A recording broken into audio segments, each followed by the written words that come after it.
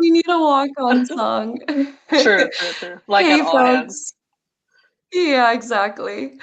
Hey, everyone. Thank you so much for joining us today. We've got some folks joining us still, so we'll give it another 30 seconds.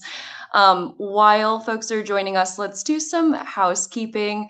Thank you, Tom. Hello, welcome. Introduce yourself in the chat. Let us know where you're tuning in from. We are based in the Bay Area, San Francisco. So always love to see everyone come from across the world. This is so cool. Ooh, Germany. Housekeeping. Yeah. Housekeeping. If you've joined us today, these are just our standard rules, but this will be recorded. You will have an on-demand recording after this session. And we love hearing from you. So, use the chat. Let us know what you think. Don't be shy. If you have any specific questions, there's a Q&A section on the top right-hand corner of that panel there. You can upvote questions. Let us know what's top of mind. We will carve out some time at the end of the session to answer as many questions as possible. And in the meantime, we are going to share a ton of best practices. We don't want to leave you hanging. There's actually a docs tab between the chat and the Q&A tabs. Take a look at some of those resources. Our team has done an awesome job of documenting so many of our AI best practices already. So feel free to take those home, share them with your friends. Let us know what you think. All right, so from there, let's go ahead and do some quick intros. I'm Valizza Chau on the product marketing team here at GEM. I have the honor of being the moderator of today's session, and I'm joined by our GEM AI team here. I'll let them introduce themselves. Einas, do you want to go ahead? Absolutely. Hi, everyone. It's a pleasure to be here and to talk to all of you. I'm Einas. I'm the Eng leader on the AI team, working really closely with Valizza and Lacey. I've been at GEM for 7 years. I started off as a founding engineer, and then I moved into Eng management a few years ago. Pleasure to be here. Cool. Hi, everyone. I'm Lacey. I support Einas and Valizza, and I lead our AI products here at GEM. Been here for 3 years. Got to do something really fun each year I'm here. So super fun to have you all here and talk about some AI stuff. Love it. And folks, I know, Einas and Lacey are a pleasure to work with. They are incredibly intelligent, but also just as humble. So I'm here to hype them up and also share just a lot of the best practices in their brains. One thing that they didn't mention is that, they've worked with hundreds of top recruiting teams from founders to large enterprises over the years, and have really taken a lot of care to understand what it really means to do AI right in recruiting. So this session's super special. We're going to be talking about just real practical things that top organizations are doing today to get ahead of the AI curve. So we are joined by, just some of the best experts in the game. With that, I would love to open up a quick poll. Everyone, if you can go into the polls tab, let us know where you're at in your AI journey. We love asking this question just to really tee us up and also help, Einas, Lacey, myself, really tailor some of the content we're going to be discussing today based off of where you're at. So if you're just, at the beginning, no worries. If you're dabbling, want to level up, or are a certified power user, let us know. I'll keep the poll open as we're going through. Let's just chat about just sort of what we'll take away from today. If you're here about AI and recruiting or AI prompting, you are in the right place. If you're not, hello, welcome, hang out. I hope that you can take away some key learnings today.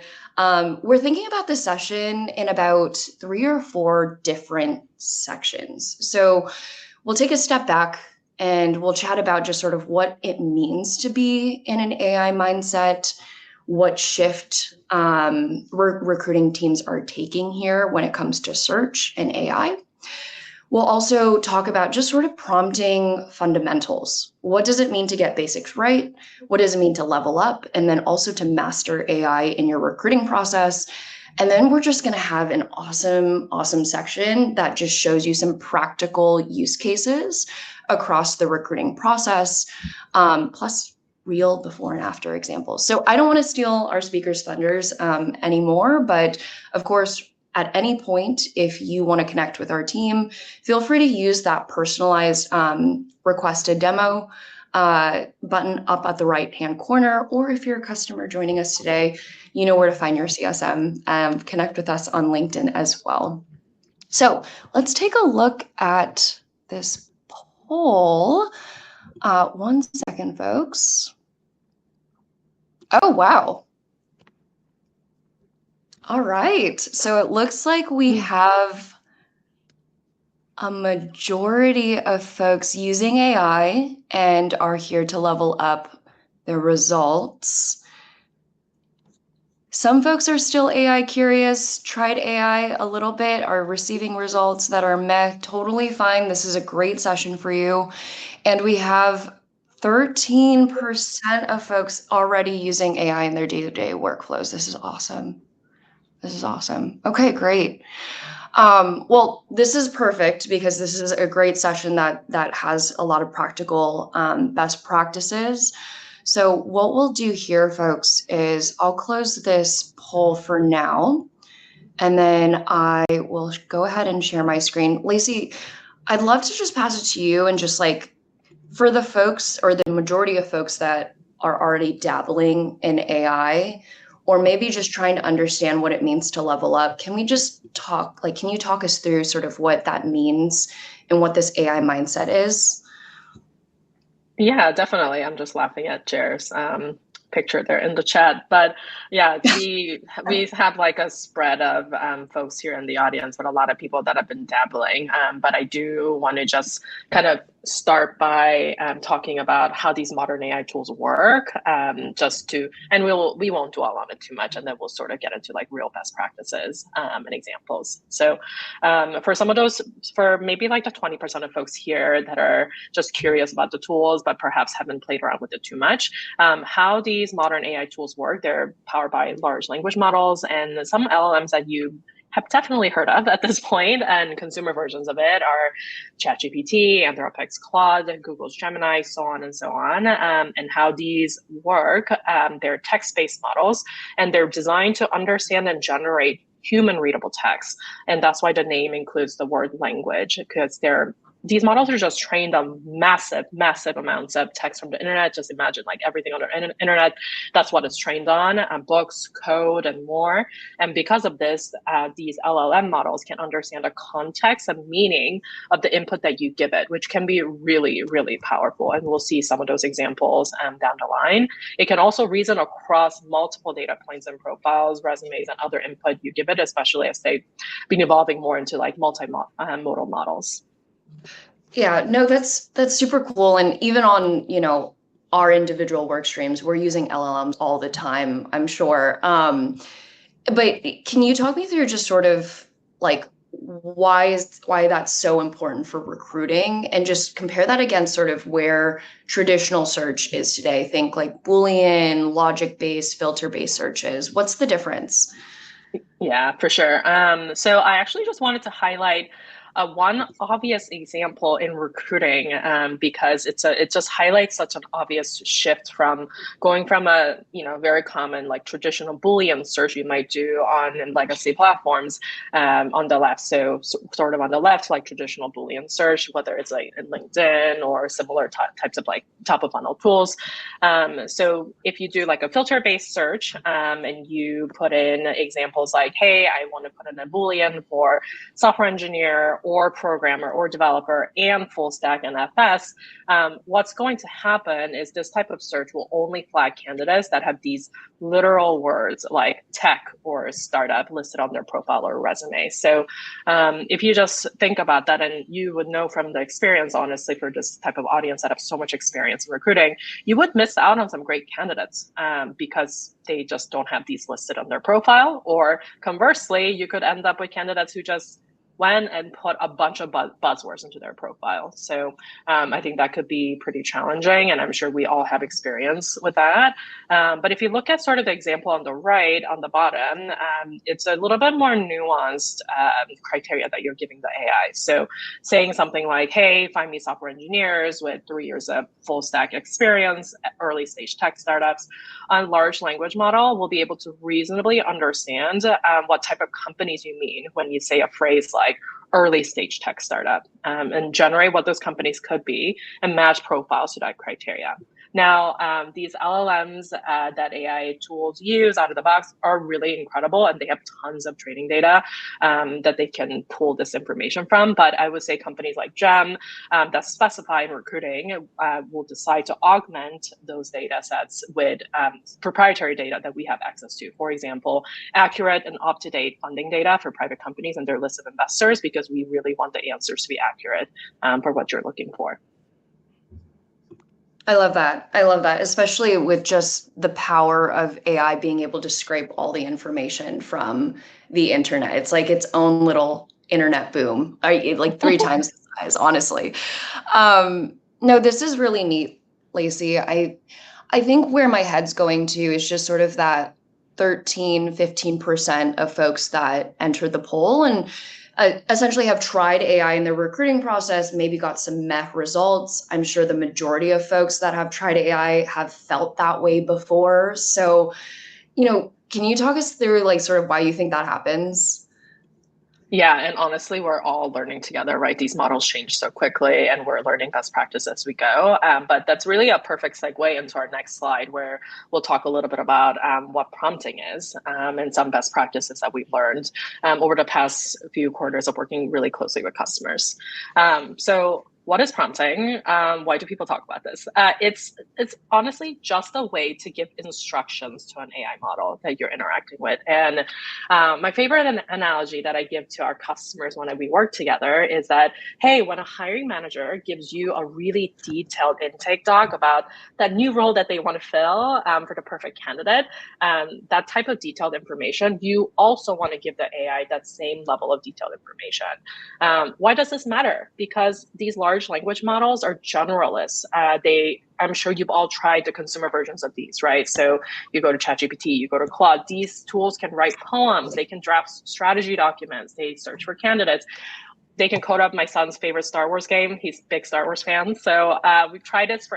These tools can do a lot of things, but they don't know what's important to you in your recruiting context for your company. So what good looks like for the profiles that you're looking for, or what you want to achieve in your recruiting goals. So unless you specifically give it your instruction. So just like ideally, your hiring managers aren't just telling the recruiters, just find me some good product managers. Like, what does that even mean? What does good mean? You would explain to the AI what makes that target profile a really great fit for the role.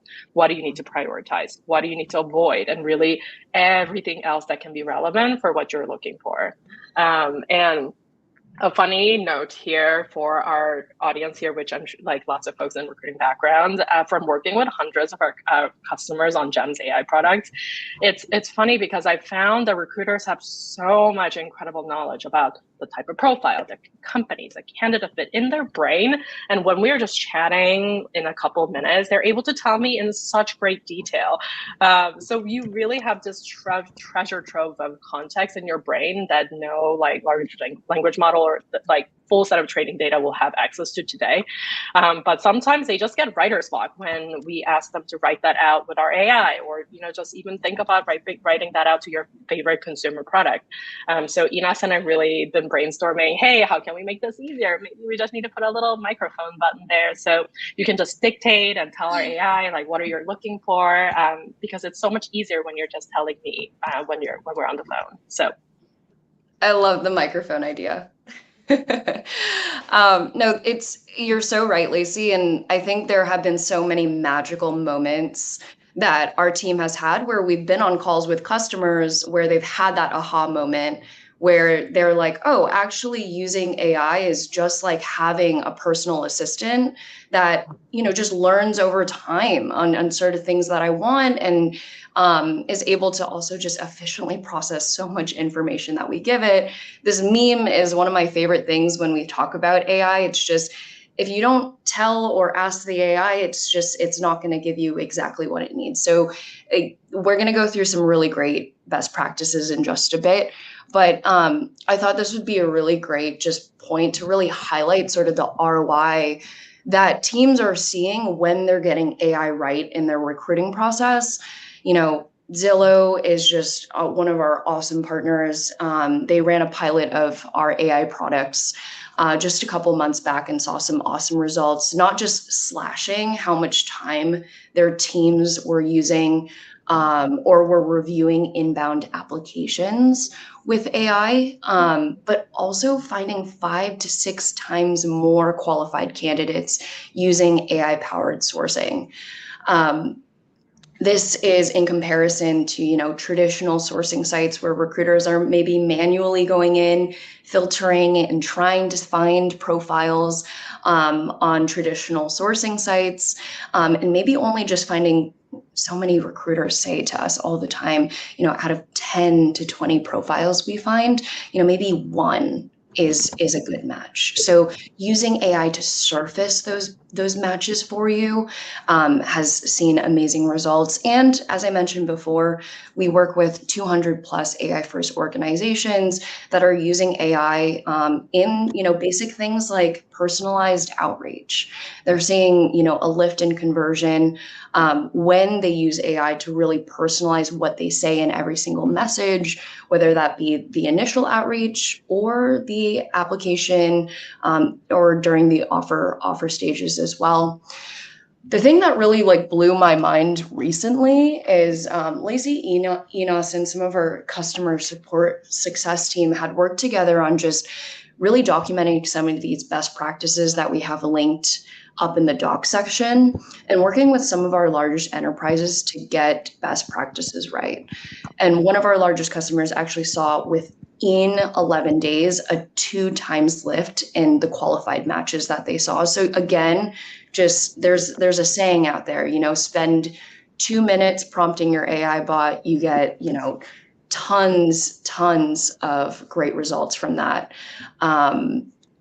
So with that, I'll get off my soapbox and I'll pass it back over to Lacey to talk us through just sort of the AI fundamentals here. So over to you, Lacey. Sounds good. Thanks, Valizza.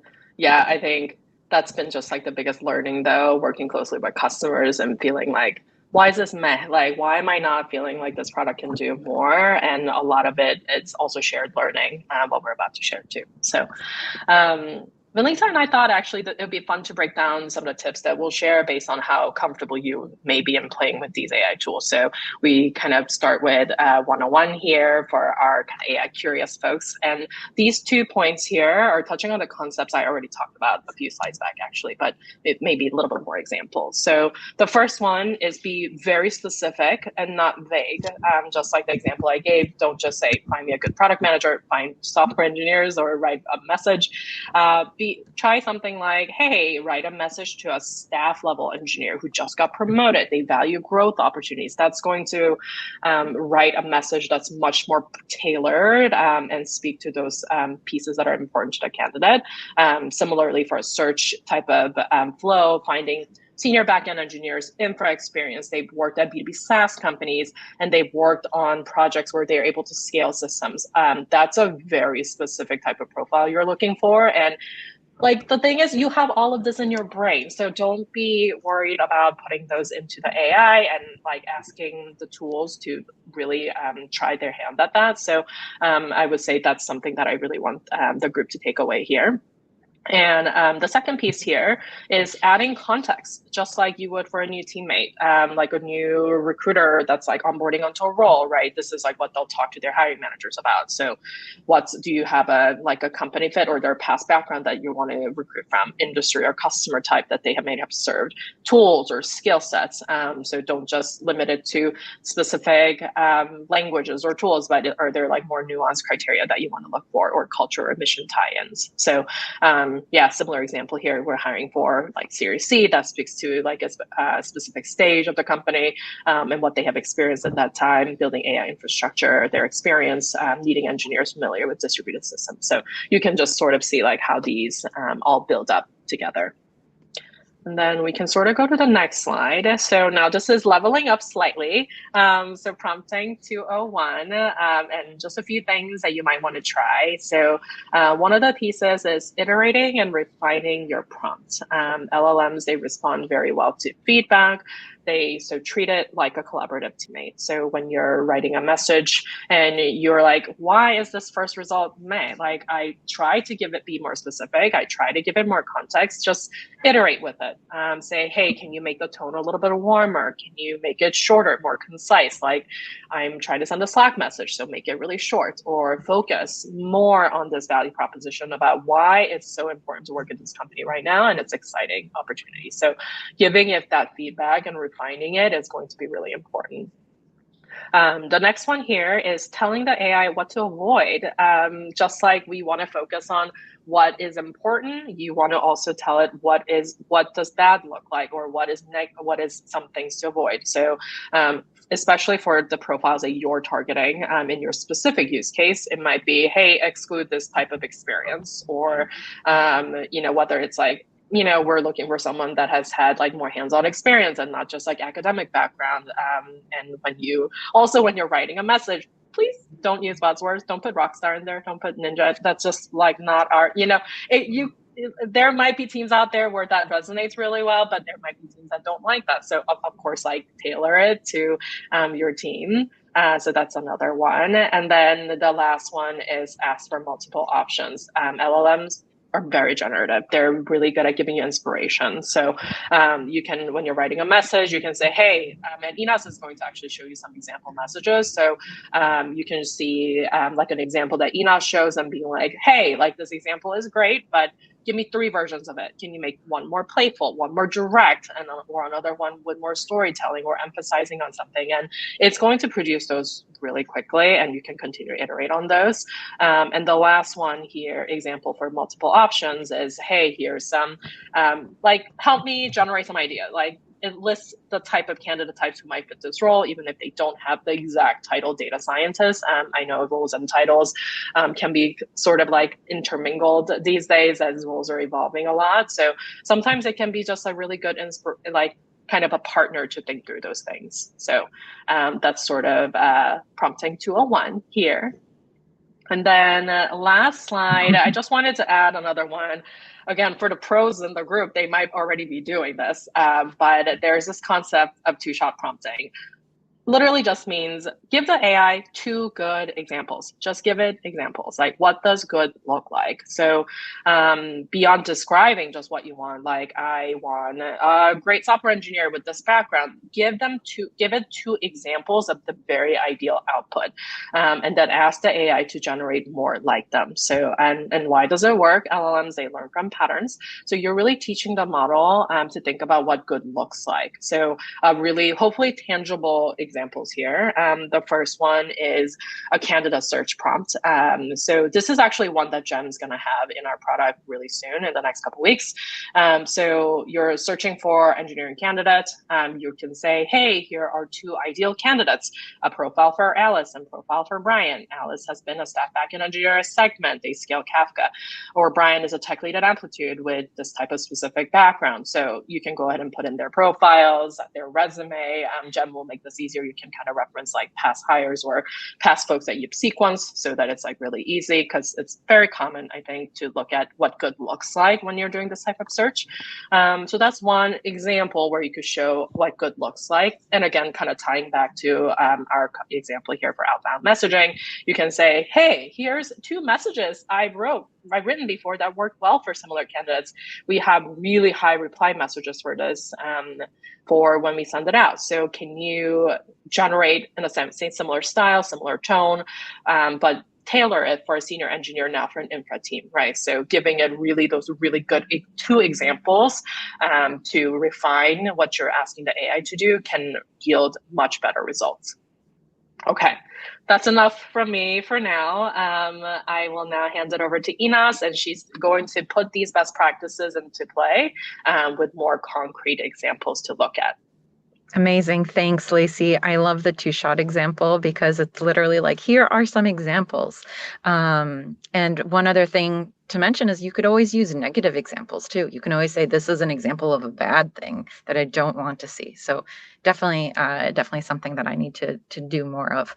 Awesome. So it sounds like a lot of people have used AI. Some people are finding a lot of gains with it.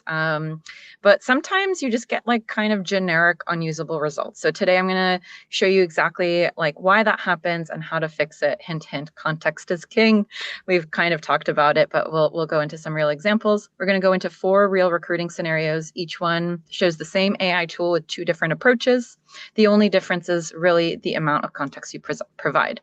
So the first, next slide, please. First example is going to be personalized outreach.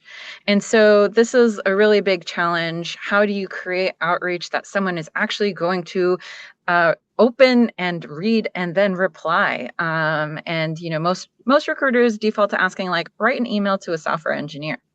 And so this is a very vague prompt, write an email to reach out to a software engineer about a job opportunity.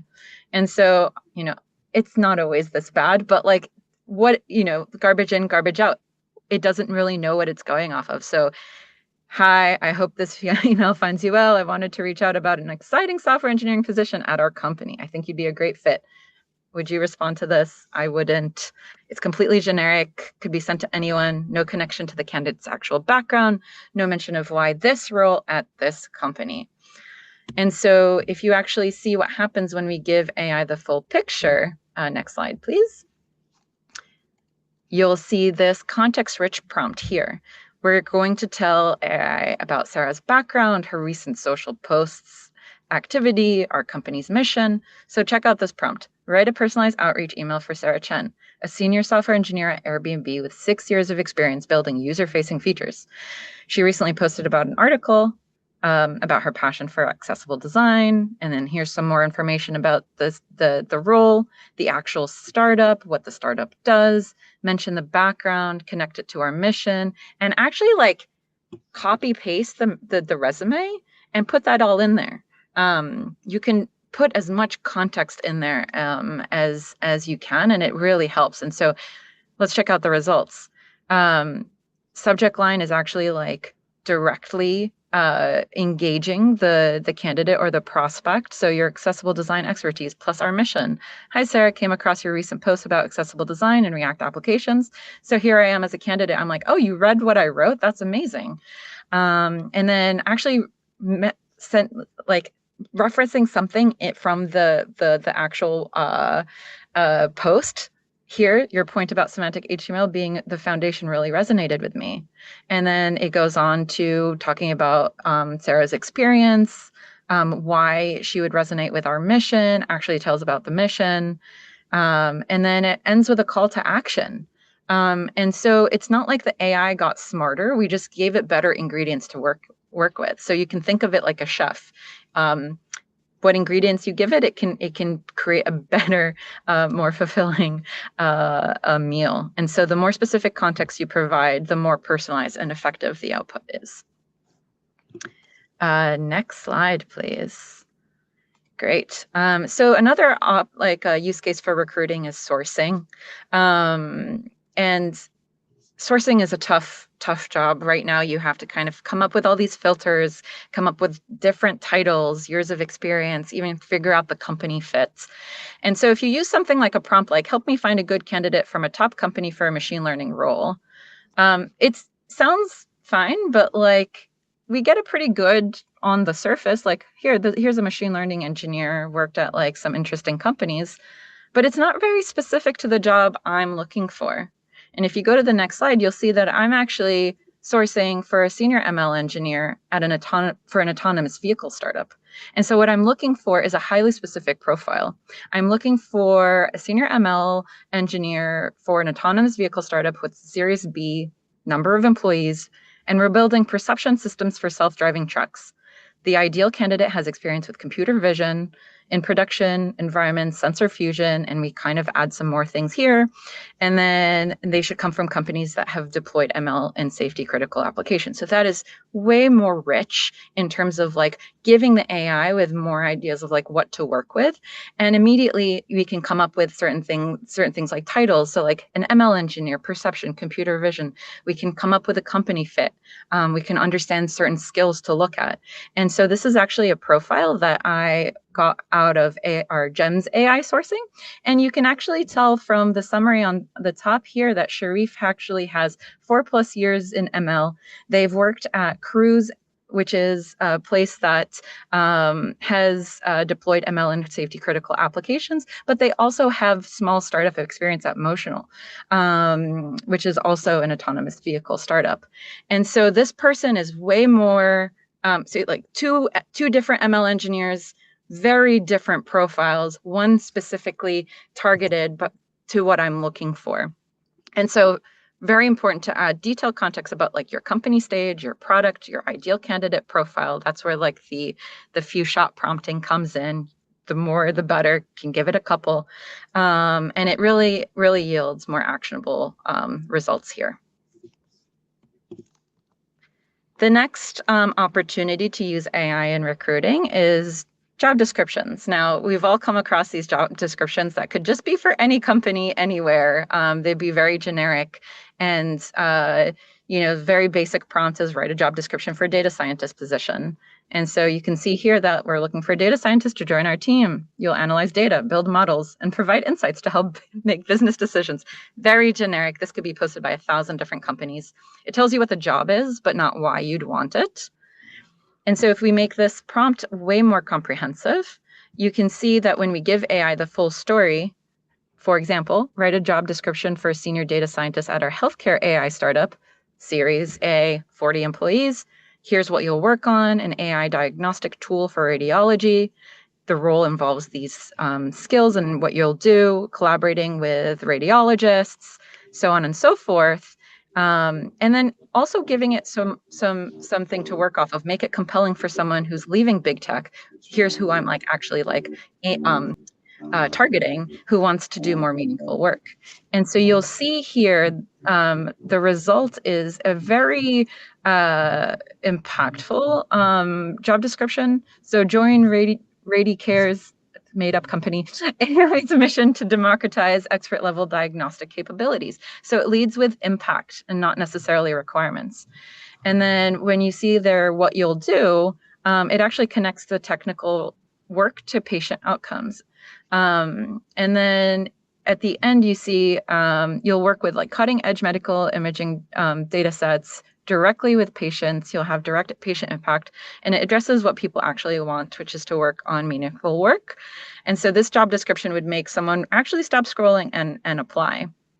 And so, as you know, you know this better than I do, your job description is competing with hundreds of others. Context helps AI understand not what the job is, but why someone should want it. And so adding more context about your company's mission, product, target candidate, motivations will actually attract the right talent. And I know I've given a lot of data here, but one more example is targeted screening questions. As a recruiter or hiring manager, you tend to need to ask someone some screening questions in the beginning, maybe a recruiter phone screen. And you may want to use AI to help you build these. So here's a basic prompt. The questions are pretty generic. They're not bad, but they don't necessarily tell you anything about like job performance. And they could be for any sales roles at any company. They're not predicting success in your specific environment. And so if you go to the next one, you'll look to see what happens when you actually describe the specific sales environment. So here we're actually highlighting the deal size, the sales cycle length, stakeholder complexity, the technical requirements necessary. And we told AI exactly what success looks like in our environment. And what actually comes out is actual questions that assess experience with complex enterprise deals, ability to manage long sales cycles, technical aptitude for a specific product, stakeholder navigation. And these questions will actually predict who will succeed in this role. So again, the specific context about your product, your sales process, the success criteria really will make these questions more specific to what you should be looking for versus making it very generic. Yeah, and I think one note there, Einas, I also found it really interesting because our talent teams are becoming very important advisors across the business, right? So sometimes like hiring managers don't even know like what questions or like what context to give. So even just like as a talent partner kind of coming into the process and saying, hey, like here's some like ideas I had, or this is like potential screening questions with more context based on what I know about the business. Like, what do you think? I think a lot of the times they'll be surprised at just like the depth of these like criteria that we're considering as part of the talent process, whether it's screening questions or writing a message and whatnot. And sometimes giving them those like examples to react to also makes it an even more robust process, instead of kind of like leaning on them to just like wait to give you something to begin the process. So this is also like a really good way to kind of build that initial rapport and relationship quickly. Love that. Einas, you touched on so many great things too, especially on this slide here with creating a compelling job description. I think one best practice we've seen as well is just whoever's using in whatever LLM you're using today, they've gotten so advanced that you can almost create projects. There's this concept called projects within Claude, for example, where you can upload things like your company brand guidelines or your voice style guide. And every single new chat you create in that project will then reference all of those guides, all of those templates your team has spent time on, to make sure that every single job description, every email you send or draft by AI is speaking the words that you want to say, is coming off and representing your brand, your company in the right way. So just some off the cuff additional best practices you can lean on here. I did see a few comments sort of saying, well, if I'm prompting AI to write an email and spending that time already, might as well, write that email myself.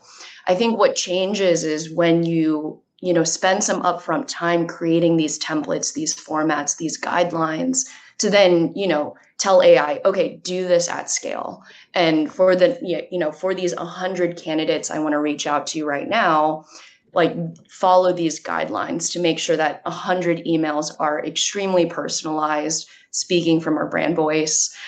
I'm getting a question from Christine. Could we possibly see the sourcing prompt again for a moment? Absolutely. Einas, what do you think? We have some extra time. Let's go back.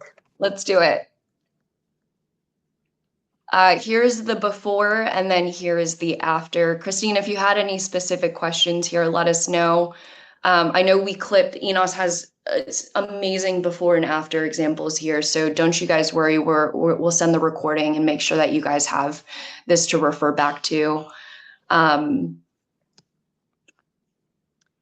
Yeah, I think like a good template would be just like adding, here's the role, more information about your company. So here's like the Series B, what the company does. So company context is ideal, is very good. Ideal candidate information. So this could be just you writing it out, or it could be you posting in from like a job description as well. Ideal candidates are great here. I didn't actually write it in, but one thing I did do is like I pasted in an ideal candidate profile. So I just pasted the resume and said, here's like an ideal candidate. So you can do that here as well, and just add some skills as well, like things that you're particularly looking for. And going back to like the Boolean versus kind of semantic search, the reason why it's important to give all this information is that it's not necessarily just looking for the word automotive safety standards or sensor fusion. It's actually reading the information, like the actual summaries of the job description, the roles, and understanding, like, even if they don't say sensor fusion, it'll understand that they work in that field, even if they don't write the same exact words. And so that's where Boolean requires you to write the same exact word. So like if you're looking for a software engineer, for example, and then you say like, you're looking for a backend engineer, for example, and you write backend or Python, but you have like, someone who's worked in another language and doesn't say anything about backend, but says distributed systems, for example. An LLM will understand that that is a backend engineer, even though they don't have backend or Python. So that's really, truly where LLMs stand out in terms of understanding the semantic meaning versus just taking on like control find in a resume. Yeah, and so I was just gonna piggyback off of like your description here because Simon had a related question for like, hey, let's say you wanted to make some changes to widen this search, right? Like what you started to pull up, like what would you be thinking for this role? So I think that, and we sort of spoke about it earlier, but traditionally, when a search comes up and say, hey, like the type of companies that this profile might be coming from is like Waymo, Cruise, Aurora, Argo, like Mobileye, Zoox. Like previously, it would only be able to target like those exact company names, right? But now these tools are going to be able to understand and read company descriptions and be able to pull in, hey, like here's 5 other companies that are in the similar space that, just became available in the last year or just raised funding. Like you might want to consider those and being able to give you access to those candidates. So those will be some good ways for the search to be widened. Yeah, we're getting lots of awesome questions, folks. So if I'm quiet, I'm answering some questions. No, this is great. Melissa, Melissa, who asked sort of where do we share that information related to your company brand and voice that we mentioned before. This was in specific to if you're using an LLM like Claude, for example, they have by Anthropic, they have a concept called projects. Some other LLMs have a similar feature where, this is almost like a hub where you can upload resources to the knowledge base, and all new chats that are created within that project will reference all of those resources that you pour into it. Really great use case if you have templates, brand voice guidelines, all that good stuff. Yeah, and then Lisa, I just wanted to speak to, there's like a bunch of questions about privacy and all of those pieces here. Let's do it. I think, so we tailored this webinar to be a little bit more wide and broad on like how you could try these AI concepts. But so first thing, candidate data, anything that's kind of private, that type of information, when you're interacting with an AI, like make sure you're clearing that with your IT team. So that you're using those versions that it's cleared within your company to handle that type of like confidential and private data.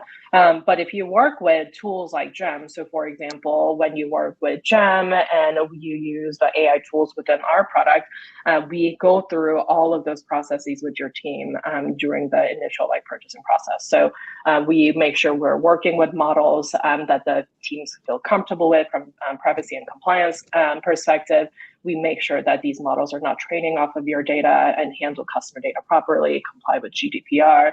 We also do things like we're stripping PII from the resume or public profiles before they are processed by these LLM vendors. So for example, like you don't need to know the first name, last name, like even their like public handles or email that could share what their background is, like that's not really relevant to their skill fit for the job. So we actually strip that type of information before the LLM goes and scores, is this person a good fit for ML engineer? So we try to take a really thoughtful approach on all of those when building within our product. So I just wanted to flag that here. No, that's a really good flag, Lacey, and actually a really great segue into just our closing thoughts here. One thing that, a lot of this webinar was really, created based off of the learnings that we had over the last couple years on building these AI use cases out. And y'all had a lot of great questions about sort of, okay, well, how can I actually use AI at scale to do this? the privacy questions, really, really great. One thing that, Lacey and Einas have just spent so much of their time thinking about is how can we bake these best practices, these privacy controls, all these things that y'all are asking about into an automated AI-powered platform. So we only covered just the surface of the use cases, the top use cases that we see with AI in recruiting, but we didn't even talk about just sort of AI-powered scorecard summaries. This is a huge use case that our customers are benefiting from right now, where, interview feedback across multiple team members in the process, AI is able to quickly summarize that and give you all the, context you need in order to accelerate those hiring decisions. As far as we touched on some other topics around just sort of AI-powered outreach, AI sourcing, AI-powered inbound application reviews, all of these prompts, these best practices, and sort of, okay, this is the ideal candidate. This is all the context we have in our relationship history from past interactions, previous applications, past scorecard summaries. All of that is baked into, a lot of how our AI works. So there's a ton of great benefits here. And if you are looking for, a solution that is able to automate a ton of that with AI, certainly do connect with us and let us know.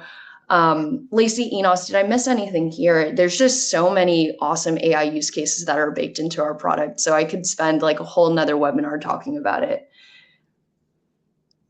No, I think that covers it. We also work very closely with our customers to prioritize like what AI use cases we're solving, where you don't approach AI development as just slapping it on top of every part of our product.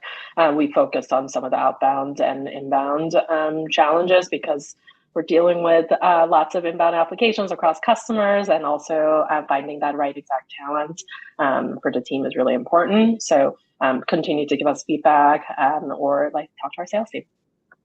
Love it. This is actually a really great segue into some of our resources. Thanks, folks, for calling out that hiccup with the duplicate resources. We just thought it was so important you needed to see it twice. Hopefully that has been updated. If not, our team will also be following up with links that were shared today, resources within your email. So if you are here and registered, don't worry, you get all of this after the fact. Awesome. Thanks, Jessica. Really great to know. Outside of some of these best practice guides that you can keep in your pocket, take home and share, wanted to also plug something really exciting coming as well. All of these best practices that Lacey and Einas shared today, we are building what we're calling GEM's AI recruiting playbook. It's also going to be sourcing a ton of awesome advice, real prompts, real use cases from industry leaders into an ebook. So you will have that. If you're registered today, you guys are going to get some exclusive access to that once that's ready. So just be on the lookout. Nothing you need to do. Just know that we're going to be really packaging this so that you can easily bookmark and always have it for reference. With that, just wanted to close this out with just sort of thank you if you've made it this far. You've hopefully taken away some really great learnings. Einas, Lacey, I can't stress enough, are just some of the brightest minds here, just working on pioneering AI in this space. Connect with them on LinkedIn. Seriously, connect with our team. We love hearing from you guys. And at any point, if you do want to see this in action, see a platform where these best practices are baked in, request a demo. Otherwise, we are here. And I'm seeing lots of love in the chat. So seriously, guys, thank you so much for hanging on tight. I know there were a ton of questions, but if there was something on top of your mind that you're like, I really need this really need this question answered, reach out to us on LinkedIn. We'll make sure to take a look at everything here.